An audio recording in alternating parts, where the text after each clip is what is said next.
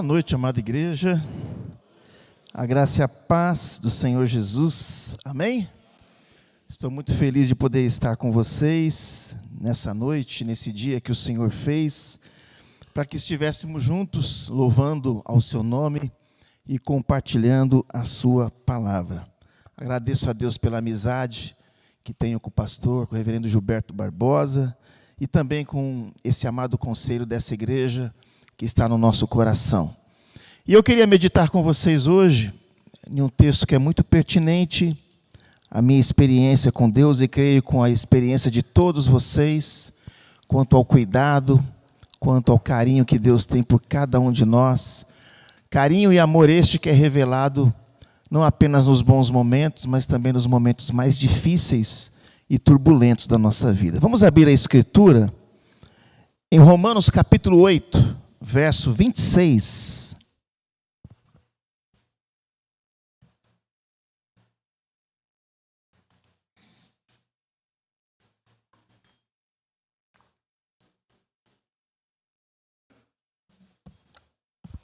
Romanos capítulo 8, leremos do verso 26 até o verso de número 39.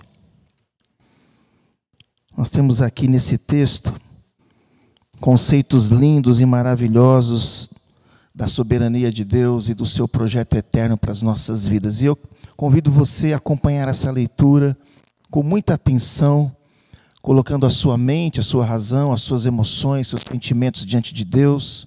E ao escutar a Escritura, que você já vá pedindo para que o Santo Espírito fale ao nosso coração de forma uníssona nessa noite com toda a igreja aqui presente. Vamos acompanhar com reverência, com atenção a leitura desse texto, Romanos capítulo 8, verso 26 a 39.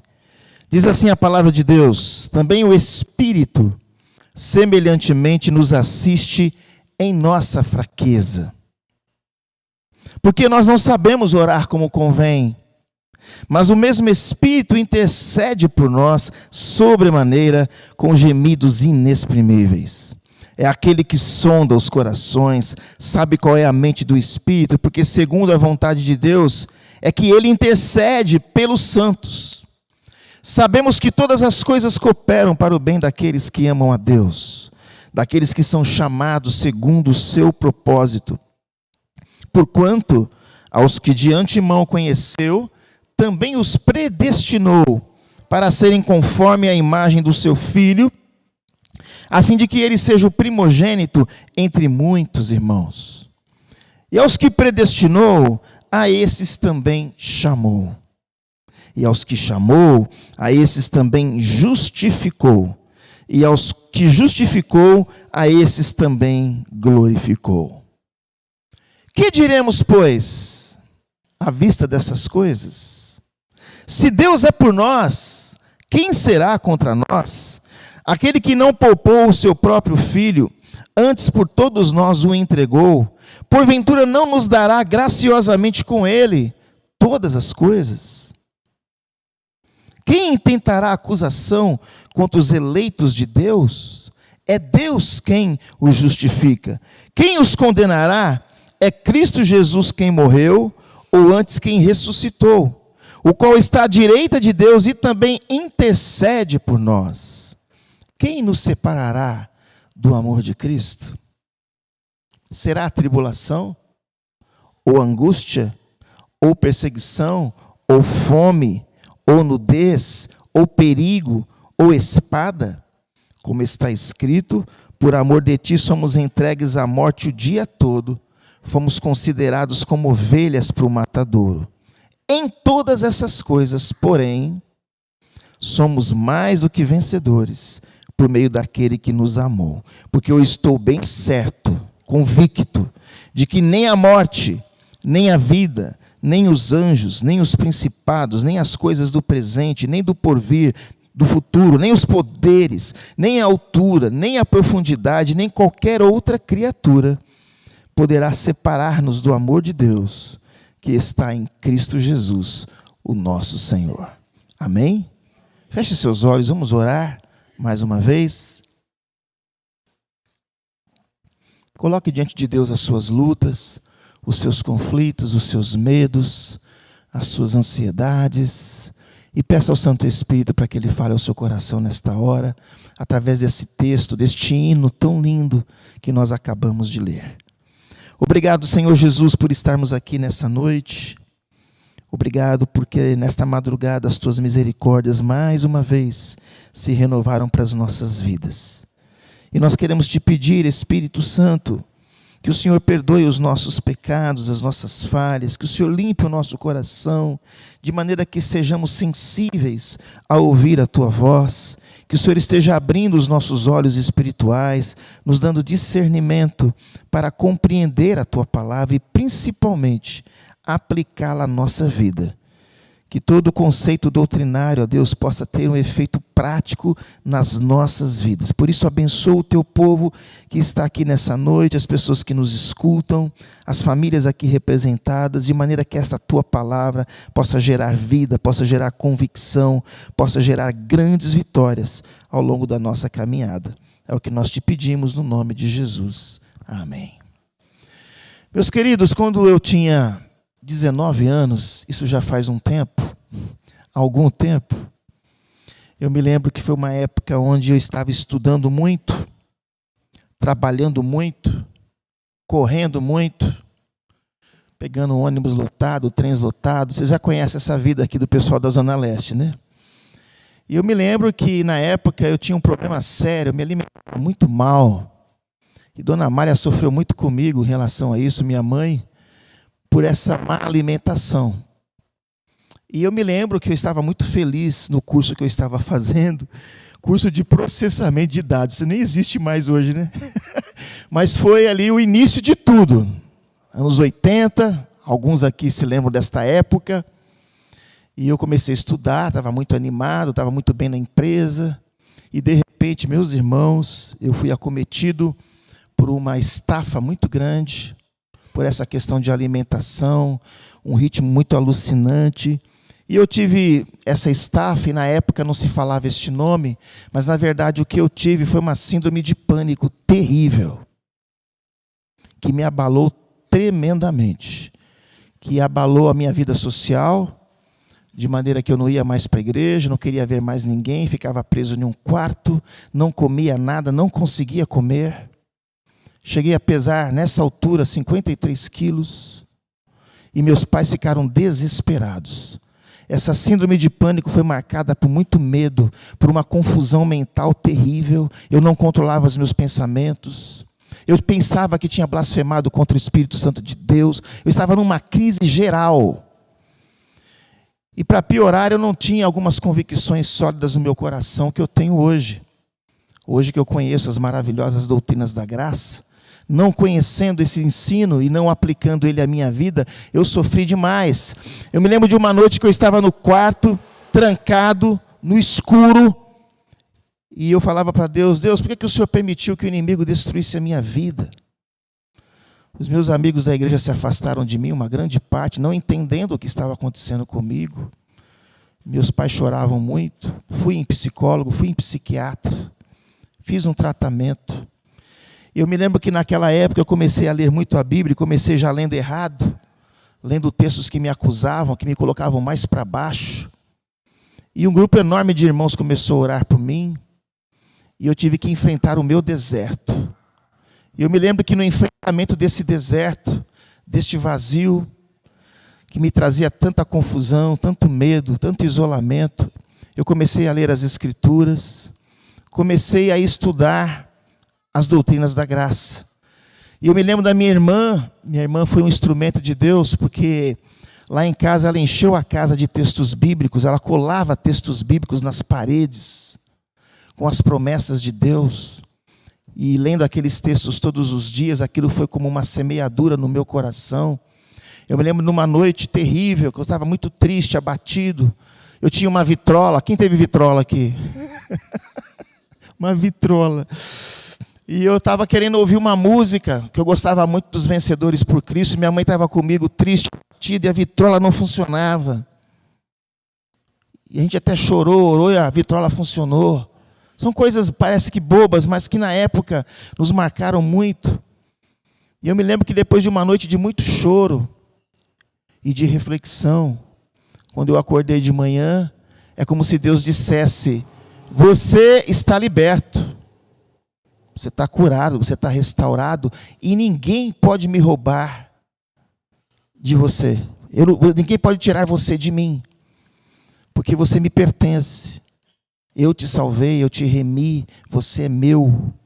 Eu precisava tanto ouvir essa voz interna, eu precisava tanto ter essa convicção de que Deus me amava e de que eu não era salvo pelos meus méritos, mas pelos méritos do Senhor Jesus. A minha vida deu uma guinada, meus irmãos. Eu me lembro que depois dessa convicção interna, eu voltei a fazer tudo o que eu fazia, voltei a trabalhar, estudar, trabalhar. Os meus dons começaram a se manifestar mais no corpo de Cristo, e foi uma experiência tremenda. Eu me lembro que depois de um tempo, Deus me chamou para o ministério.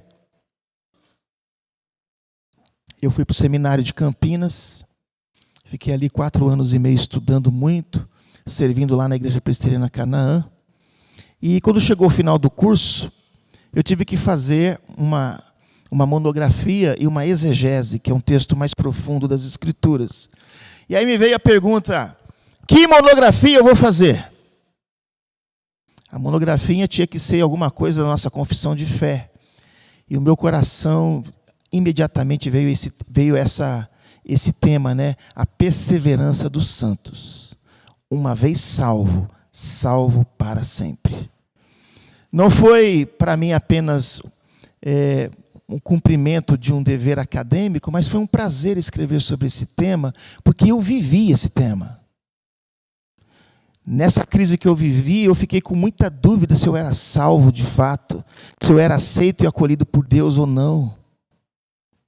E pela meditação das Escrituras e pela convicção interna do Espírito Santo, eu entendi que eu era salvo pela graça. E de que absolutamente nada neste mundo, nenhuma experiência poderia me separar do amor dele. E eu escrevi essa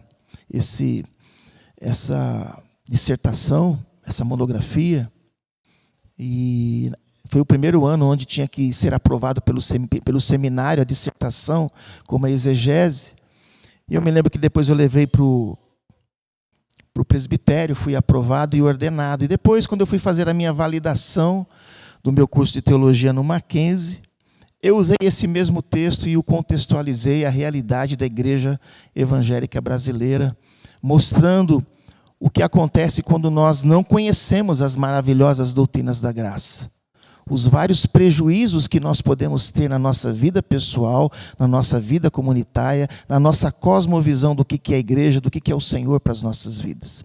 E disso nasceu este livro, que eu acabei escrevendo, depois de muita insistência da minha esposa, onde ela me deu muita motivação para escrever e colocar, né, à disposição das pessoas esse material, onde a gente olha na visão do Novo Testamento vários conceitos bíblicos e doutrinários que nos levam a crer que, uma vez salvo, nós estamos salvos para sempre.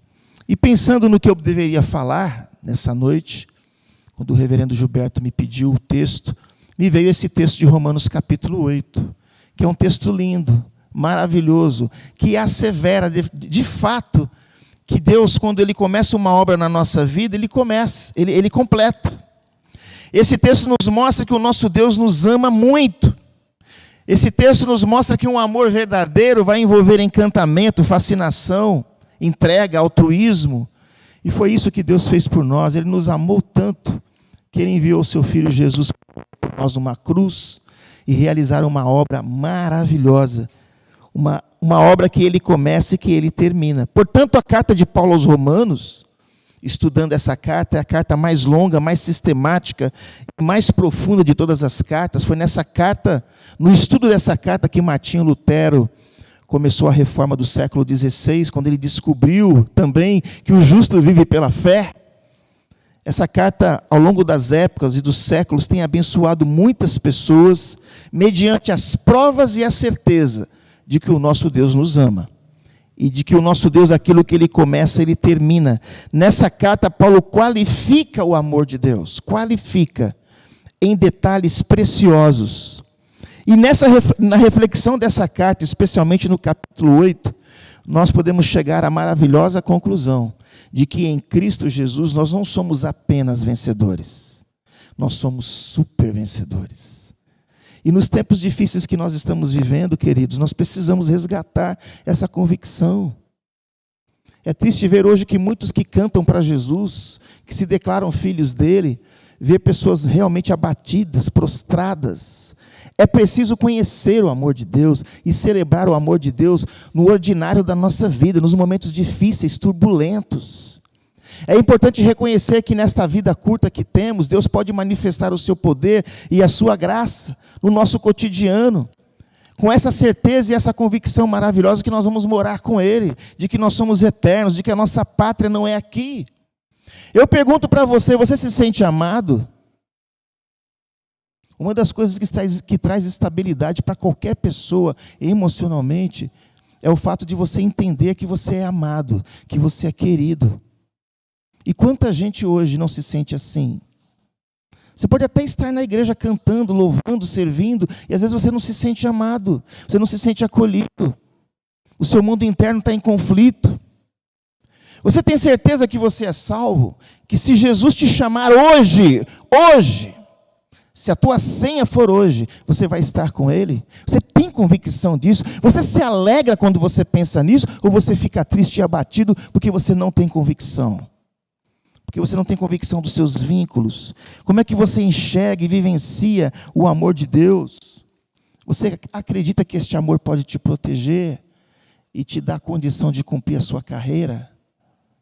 É exatamente sobre esse tema que eu quero compartilhar com vocês à luz desse texto. Nós somos mais que vencedores diante da garantia e da certeza do amor de Deus por nós. E o primeiro ponto que eu quero ressaltar diante desse tema é que o amor de Deus nos é garantido pelo ministério do Espírito Santo. O amor de Deus nos é garantido, chancelado pelo ministério, pela ação do Espírito Santo. O Espírito Santo é a terceira pessoa da Trindade. Nós não sabemos orar como convém, como Paulo escreve aqui, mas o Espírito Santo intercede por nós por meio de gemidos inexprimíveis. Nós vemos nessa declaração a profunda sensibilidade do Espírito Santo e do interesse que ele tem pelas nossas vidas. O Espírito Santo que aplica em nós a obra da regeneração, é ele que nos convence do pecado, da justiça e do juízo. É o Espírito Santo que nos regenera e nos livra do domínio do pecado, para que não sejamos mais escravos, mas libertos.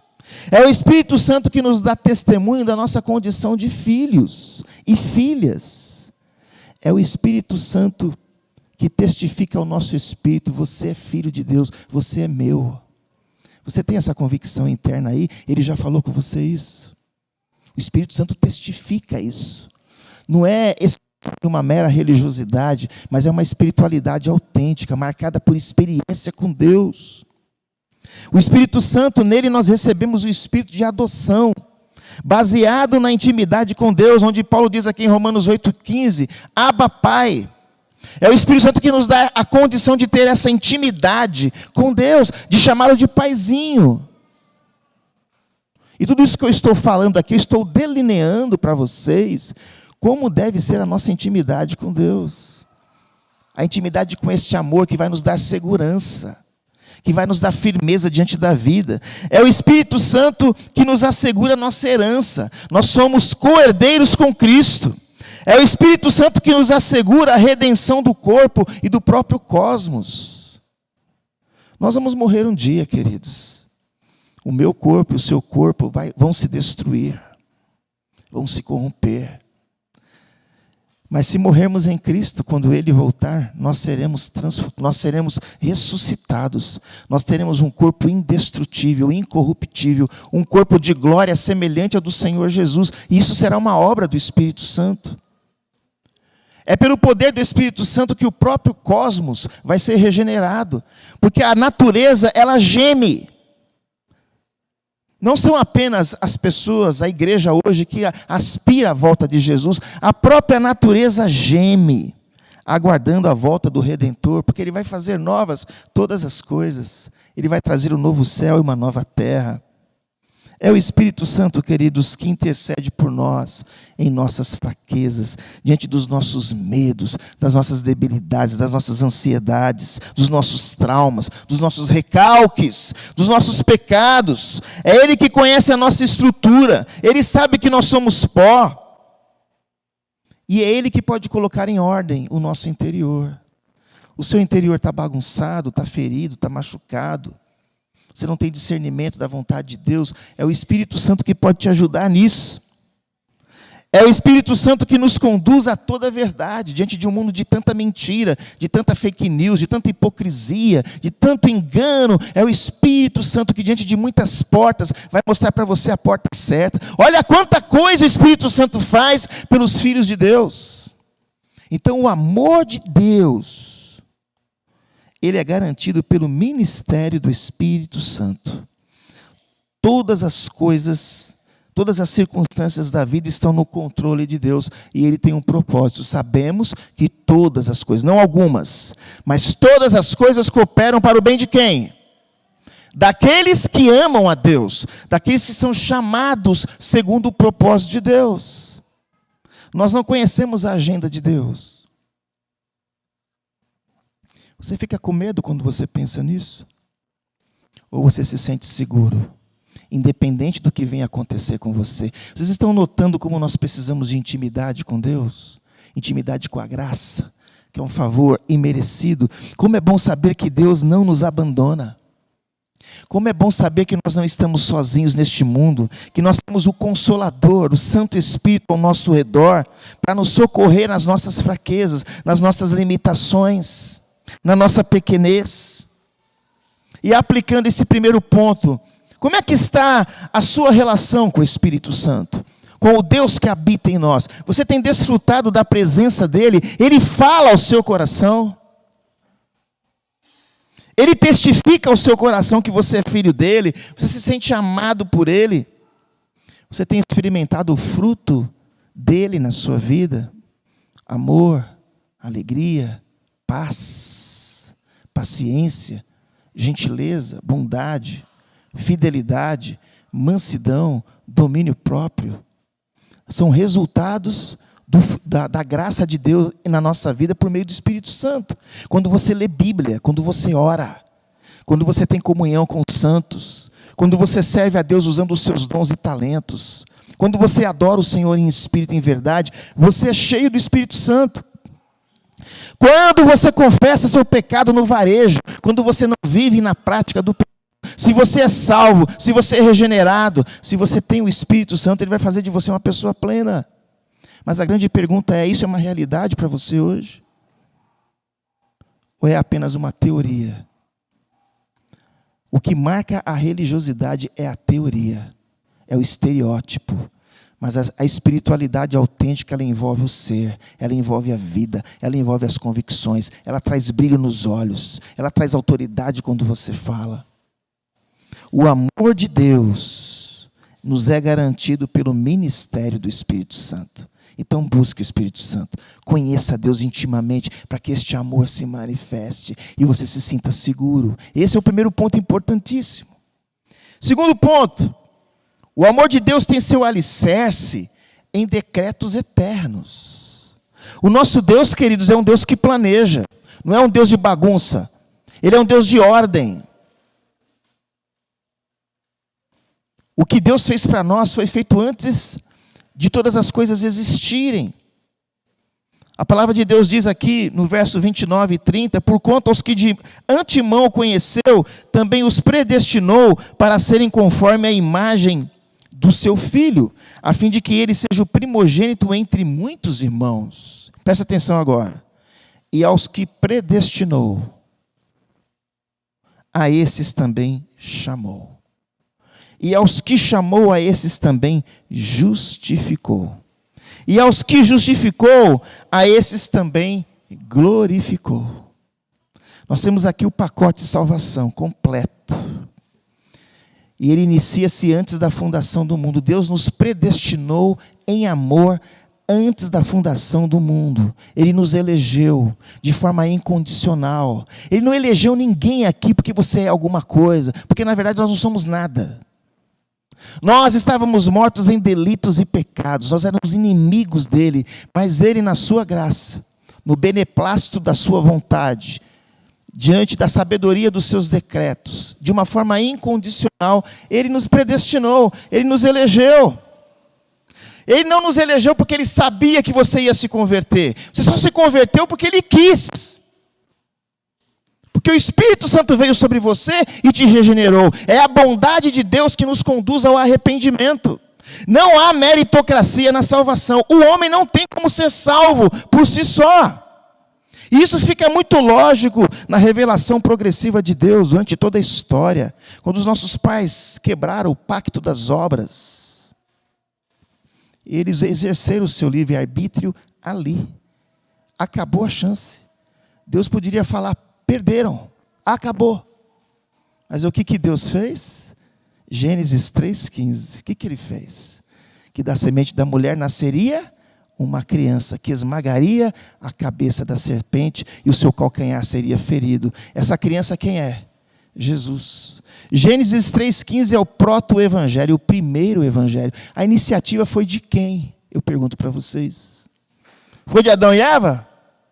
Eles morreram espiritualmente naquele momento que eles comeram do fruto proibido. Morreram, seus olhos abriram e eles morreram espiritualmente e morreriam fisicamente. E isso passou a todos os seres humanos, porque todos pecaram e todos estão destituídos da glória de Deus.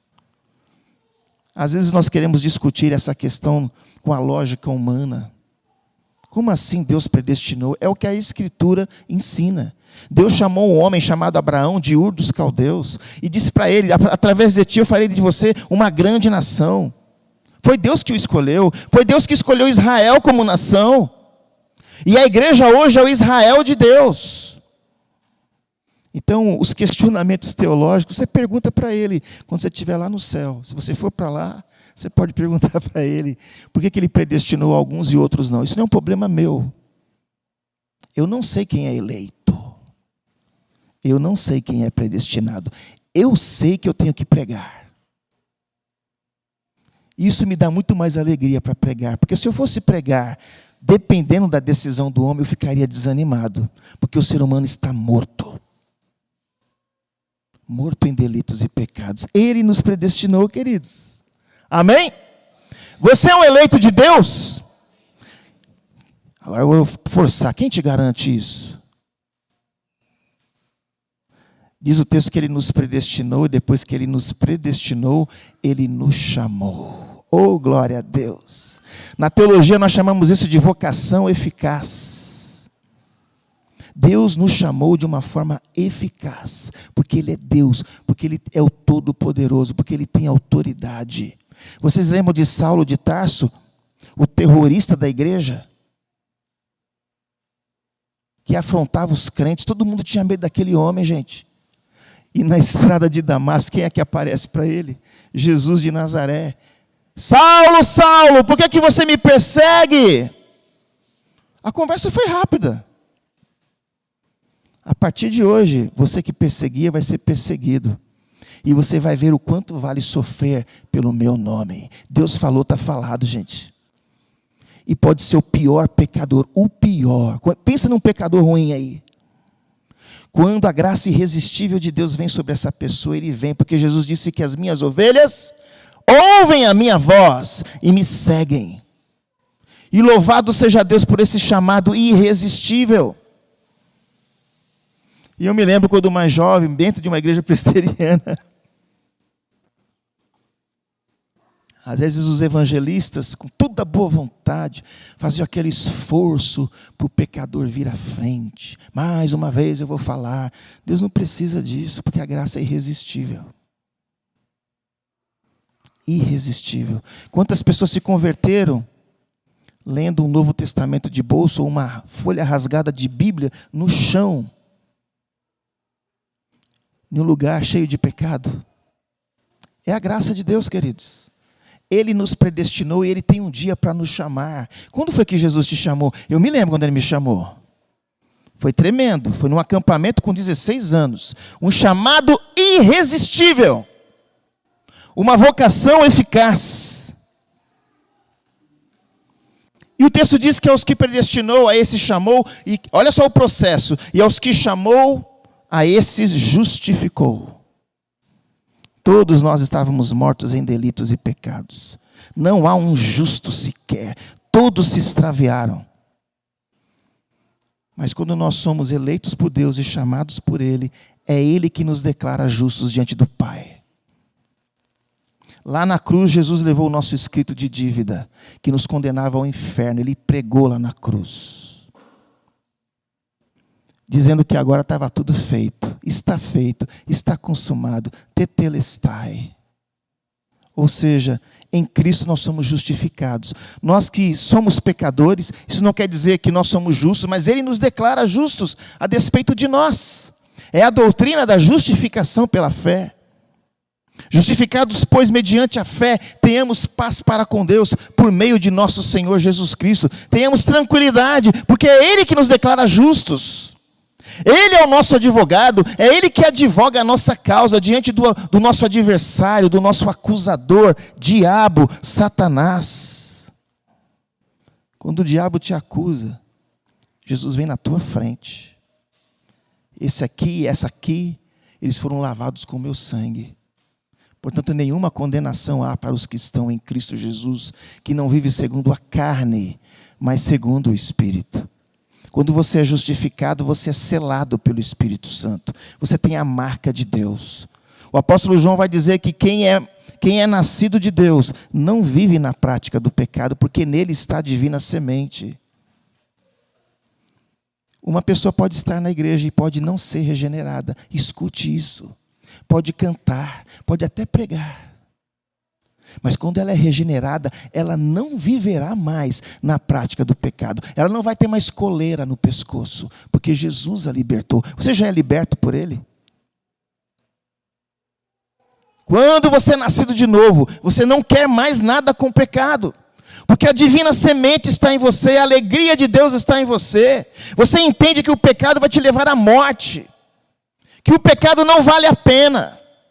Você não fica em cima do muro. Por isso, toda vez que a palavra de Deus é pregada, se estabelece um tribunal.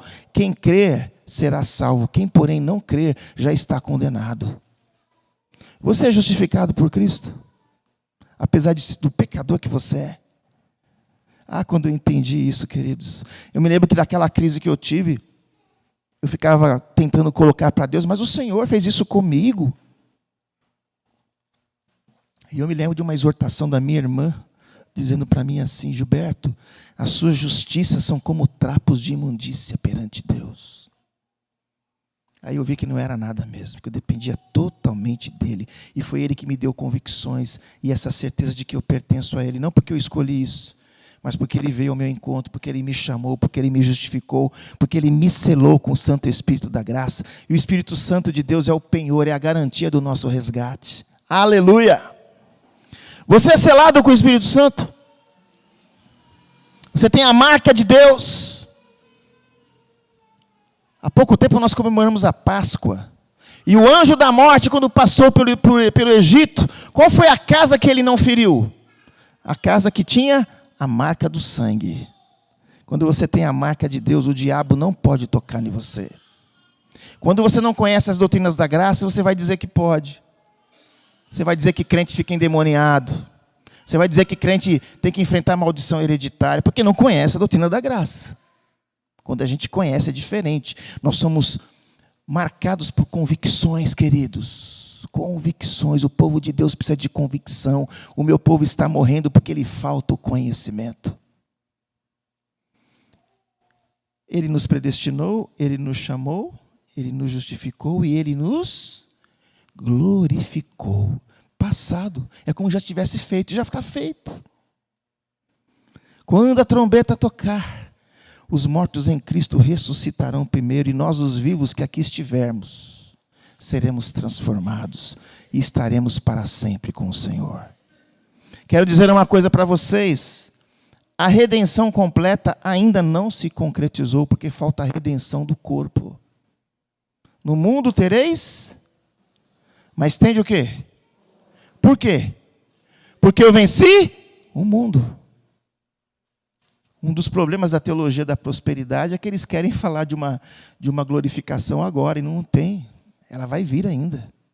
Você pode ficar doente, você pode morrer num acidente, numa fatalidade, você vai enfrentar luta. Mas em Cristo Jesus nós somos o quê? Mais que vencedores. Nós já temos um céu garantido para nós, queridos.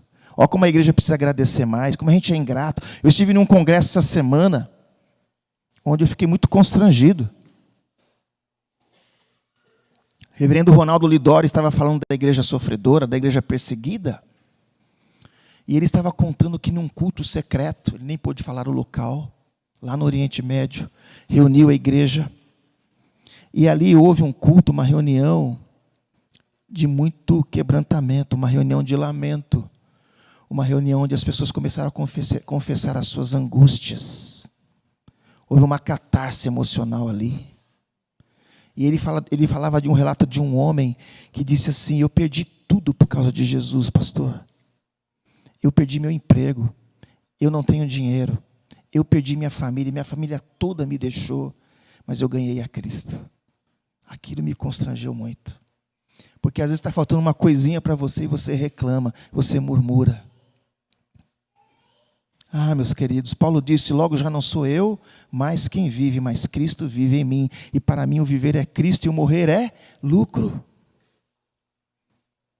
Alguém aqui está marcado ainda pelo medo, pela inquietação, pela ansiedade? Quando você se aprofunda nessas doutrinas, ela não fica apenas na cabeça, mas vai para o coração, você vai ter reações nas suas atitudes. Hoje nós vemos alguns irmãos em Cristo muito fragilizados nesse sentido.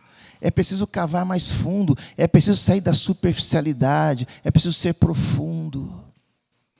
E quando Deus nos dá a graça de conhecer esses ensinos, nós nos aprofundamos nele. Paulo diz: porque para mim tenho por certo que os sofrimentos do tempo presente, escute, não podem ser comparados com a glória que há de ser revelada. Vou repetir. Porque para mim tenho por certo, convicção, que os sofrimentos do tempo presente não podem ser comparados com a glória que há de ser revelada em nós. Você crê nisso pela fé? Você crê? Você consegue ver isto? Às vezes a nossa dimensão da glória é muito pequena. Paulo foi ao terceiro céu e viu coisas inefáveis. E foi-lhe dado um espinho na carne para que ele não se vangloriasse, ao ponto de Jesus dizer: a minha graça te basta. A minha graça te basta. A graça de Jesus nos basta, queridos. Que graça maravilhosa. Nós precisamos cantar mais dessa graça, celebrar mais essa graça, conhecer essa graça, para enfrentar os problemas do nosso tempo. Um monte de gente ansiosa, depressiva, angustiada, cheia de culpa, de medo. Busque os profissionais da área da saúde, faça um check-up, cuide bem do seu corpo, porque o seu corpo é santuário do Espírito Santo. Se tiver que fazer terapia, faça. Mas não se esqueça de ir para o divã de Deus. O Salmo 139 diz isso, né? Sonda-me, ó Deus, e conheces o meu coração. Prova-me, vê se há em mim algum caminho mau e me guia pelo caminho eterno. Você tem ido ao divã de Deus? Você tem experimentado o seu aconchego, o seu amor, o seu abraço? Como é sério que eu estou falando, queridos? Nós precisamos mais de Jesus. Nós precisamos mais de Cristo. Amém? Uma terceira lição: o amor de Deus é insuperável diante das adversidades da vida. Se temos os decretos de Deus que são eternos, nós temos a convicção de que o amor dele é insuperável, mesmo diante das adversidades da vida. Olha que interessante, depois do apóstolo Paulo ensinar isso, presta atenção. Ele fala assim: o que diremos, pois, à vista dessas coisas? Quem tem a Bíblia atualizada vai ter um título, né? E às vezes esse título separa um bloquinho do outro, aí você não associa o parágrafo anterior ao seguinte.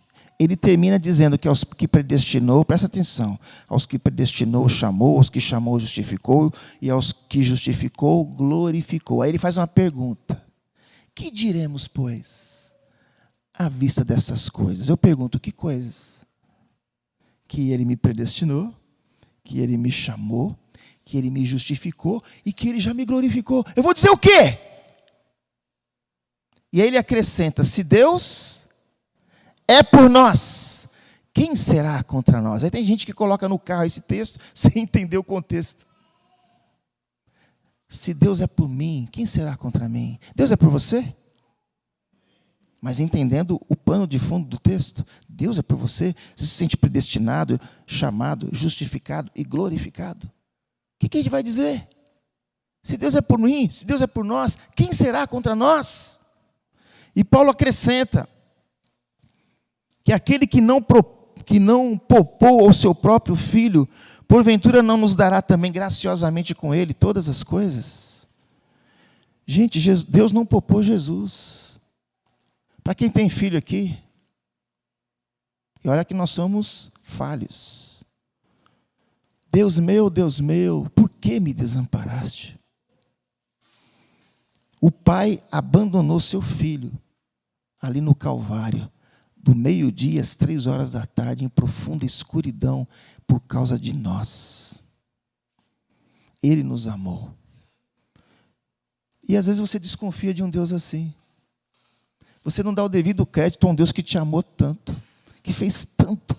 Aí quando nós olhamos para a nossa pequenez, a gente não entende esse amor. A profundidade, a extensão e a largura desse amor. Que amor é este? Precisamos conhecer mais ou não o amor de Deus? Muito mais. Ter discernimento, sensibilidade com este amor. Olha o que você pode se tornar se você conhecer este amor. Se você tiver convicção dele, você vai ser um ser humano diferente nessa terra. É isso que Paulo está querendo mostrar. Por isso que esse texto é considerado um cântico, um hino de louvor a Deus. Ele faz uma outra pergunta, são várias perguntas. Pergunta é bom, né? Para reflexão. Quem intentará acusação contra os eleitos de Deus? Nós temos um acusador por excelência que se chama diabo. Talvez ele esteja acusando alguém aqui agora, com culpa. Mas eu quero dizer para você que o sangue de Jesus te purifica de todo pecado. E isso me constrange, porque o sangue dele perdoou os meus pecados do passado, do presente e do futuro. Dá para entender isso, gente? Um amor incondicional, sacrificial. Isso quer dizer que eu vou viver de qualquer jeito? Se eu sou eleito, se eu sou salvo, se eu sou redimido, se eu sou regenerado, eu vou viver em novidade de vida. Eu vou querer agradar o amado da minha alma. Amém, igreja? É isso? Isso é diferente de ser religioso. Religioso é só casca. Não tem profundidade. Quem tentará acusação contra os eleitos de Deus? Ninguém pode condenar um eleito de Deus. Foi Deus que elegeu. Foi Deus que escolheu. E diz o texto, é Deus quem o justifica. E é uma palavra boa diante de um acusador. Olha, esse aqui é salvo porque Jesus morreu por ele, viu? Pagou o preço dele, pagou a dívida dele, está pago, acabou. O advogado é Jesus. E se Jesus não fosse o advogado hoje, escute, amanhã ele será o seu juiz. É ele que vai dizer, vinde benditos de meu Pai, entrai na posse do reino, que vos está preparado desde a fundação do mundo. Muito bom, muito bem, servo bom e fiel, foste fiel no pouco, sobre o muito te colocarei, entra na alegria do teu Senhor. Que alegria, irmãos! O dia que ouvirmos isto, pela graça. Mas esse mesmo juiz vai dizer, apartai-vos de mim, malditos, para o fogo eterno, preparado para o diabo e seus anjos. E isso será eterno. É bom ou não a gente ter Jesus como advogado hoje? E ele se fez réu por nós, não foi? Não foi? Ele foi para a cruz. Ele se fez réu, hoje ele é advogado. E no final de todas as coisas, ele será o grande juiz sobre toda a terra. E nisso que eu estou dizendo, nós estamos pregando o evangelho aqui agora. Se tiver alguém aqui que não é salvo e é eleito de Deus, poderá ser salvo com esta palavra. Porque é o Espírito Santo que nos convence do pecado, da justiça e do juízo. Outra pergunta: quem os condenará? É Cristo Jesus quem morreu, ou antes quem ressuscitou, o qual está à direita de Deus e também intercede por nós. Intercede por nós. Eu gosto muito de fazer a analogia de uma criança. Imagina você, pai e mãe, que tem um bebê. Com certeza esse pai e essa mãe vai amar demais esse bebê. Não vai? Não vai cuidar dele? Às vezes ele quer colocar a mão na tomada. Não, põe a mão na tomada. Ou não faça isso, ou não faça aquilo. Às vezes você deixa para ele chorar e aprender. E isso nós que amamos e somos imperfeitos. Agora imagina Deus, quando Ele te faz filho. Deus é soberano, queridos, sobre tudo o que acontece. E é interessante, a Escritura mostra que Deus é soberano e que nós somos responsáveis. As duas verdades se entrelaçam. Então, se Ele é soberano, se Ele me deu a dádiva de ser dele, eu tenho que fazer a minha parte. Eu tenho que fazer a minha parte. Eu tenho que buscar a santificação. Por isso que a justificação, ela é uma doutrina que vem acompanhada da santificação. Santificação é um processo. É quando o bebê nasce, aí ele tem que ir para o peito da mãe, ele tem que beber o leite genuíno, ele tem que ter a papinha, para que ele cresça, aquele menino bonito, aquela menina bonita. Isso é santificação. E a gente participa desse momento com muita alegria, com muitas ações de graça. E a Bíblia diz que sem santificação, ninguém verá o Senhor. Pergunta: você é salvo? Dentro dessa exposição, você se sente incluído nela? Você é redimido? Você tem vivido uma vida santa para a glória de Deus, para o agrado de Deus? Às vezes tem pessoas que vivem como se tivesse um xerife sobre a vida dele, analisando os seus fatos. Ninguém pode saber disso. O cristão, gente, é cristão no escuro. O caráter dele é no escuro, quando ninguém está vendo. E esse caráter só Deus pode nos dar. Não é moralismo que dá isso para você. Não é um grupo de regrinhas, legalistas e moralistas. Ninguém pode nos condenar, porque a Bíblia diz que nenhuma condenação há para os que estão em Cristo Jesus, que não vive segundo a carne, mas segundo o Espírito. Quem nos separará do amor de Cristo? Será tribulação? Ou angústia? Alguém aqui já passou por tribulação? Todo mundo, né? E às vezes a tribulação vem forte, mas a Bíblia diz que Deus não permitirá que venha tentação ou provação além das nossas forças. Ele é tão bom. Ele sabe o que eu aguento, o que você aguenta. Sabia disso? O Deus que coloca os limites na praia do mar. É esse Deus aí, ó. Esse Deus que te conhece. E eu gosto demais de ler o Evangelho de João. Você quer ter certeza da salvação? Lê muito o Evangelho de João. Todo aquele que o Pai me der, esse virá a mim. E o que vem a mim, de modo nenhum eu lançarei fora. Ninguém pode vir a mim se o Pai não o enviar. É maravilhosa essa doutrina, queridos. Quando eu entendo ela, e quando ela faz sentido na minha caminhada, na minha vida, nada pode me separar do amor de Cristo. Angústia, tribulação, depressão, fome, perigo, nudez. E olha que essas palavrinhas a gente não vivencia, né? Tem irmãos lá na igreja sofredora que sofrem com nudez, com fome, com perigo, com espada. Principados e potestades, demônios, espíritos malignos não podem nos separar do amor de Cristo. Não podem nem nos tocar. Porque nós somos propriedade exclusiva de quem? Vós, porém, sois raça eleita, nação santa, povo de propriedade exclusiva de Deus, a fim de sacerdócio santo, a fim de proclamar as virtudes daquele que nos chamou das trevas para a sua maravilhosa luz. Deus só me faz santo, nação santa e propriedade dele com esse propósito. Não é para ter status. Se eu sou de Jesus, eu estou aqui para proclamar o nome dele. Eu estou aqui de passagem para viver para a glória dele. Você tem essa consciência? Ou você quer ser feliz? Tem muita essa coisa hoje, você quer ser feliz. O que é ser feliz?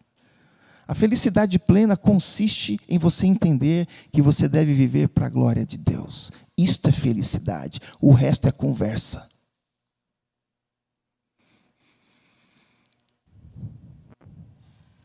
Alguma circunstância hoje tem levado você a desconfiar do amor de Deus? Pense. Eu lembro do Jó, né? Será que alguém sofreu mais que Jó? Porque eu sei que o meu Redentor vive e por fim se levantará sobre a terra. Bem sei que tudo podes e nenhum dos teus planos pode ser frustrado. Eu te conhecia só de ouvir falar, mas agora os meus olhos te veem. Por isso me abomino no pó e na cinza. Que Deus tremendo! Um Deus que resgata um homem ferido diante de uma dor imensurável. Nós temos medo do sofrimento, queridos. Eu tenho, você também tem. Mas Jesus é a própria encarnação do sofrimento. E a palavra de Deus diz, não glorifique a Deus apenas pelo fato de crerdes nele, mas de sofrer por ele. Isso é um mistério, isso é sobrenatural. E quando você está entrelaçado com o amor de Deus, Deus ele te acompanha, independente do sofrimento e da dor que seja. Amém, queridos? Deus tem algo lindo preparado para nós. E no mundo que nos assusta tanto, no mundo que nos machuca tanto, como é importante estar arraigado neste amor, como é bom estar abraçado com Jesus. Não é verdade? Ter o carinho dele, o afeto dele. Ah, Paulo diz, porque eu estou bem certo, de que nem a morte, nem a vida, nem anjos, nem principados, nem as coisas do presente, nem do futuro, nem poderes, nem altura, nem profundidade, nem qualquer outra criatura poderá nos separar do amor de Deus que está em Cristo Jesus, nosso Senhor. E no verso 37 ele diz, em todas essas coisas, todas essas provas, né? Em todas essas coisas, porém, somos mais que vencedores. Por meio de quem? Por meio daquele que nos amou. Vamos ficar em pé e vamos orar?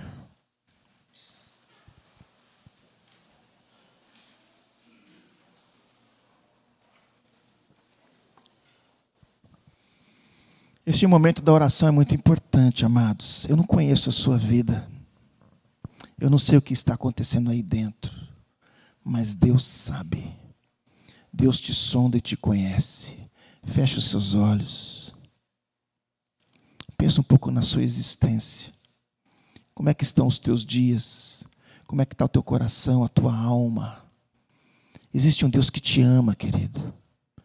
Um Deus que quer fazer pulsar no seu coração grandes convicções.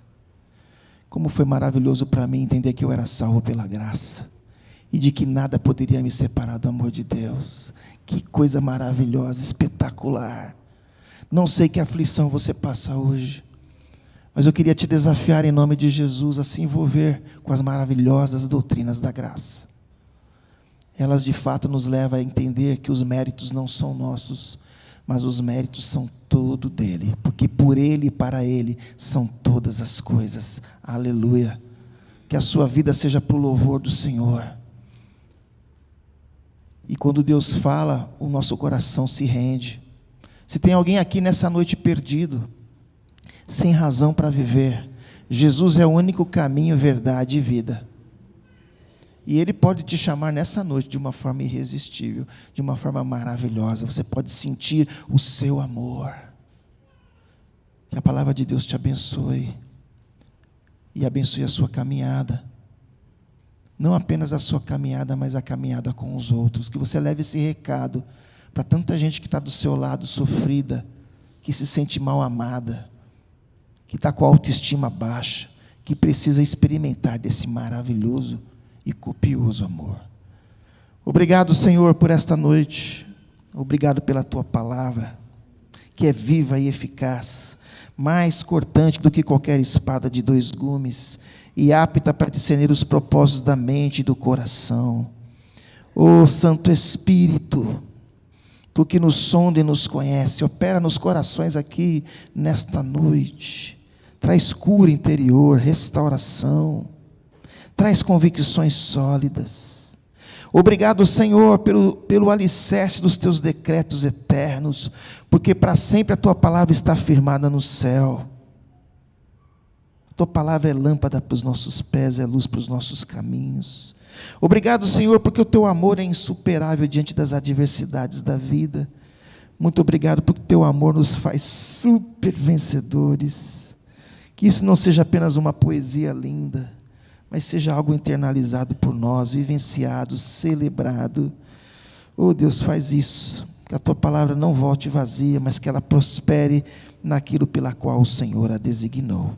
Cuida de cada um na sua necessidade, e que o Senhor nos dê uma semana de busca, uma semana de reflexão, uma semana de contemplação, uma semana de curiosidade, de busca, de maneira que essas convicções nos ajudem a viver e termos de fato uma vida plena para a glória do Teu nome. Que assim seja, em nome de Jesus.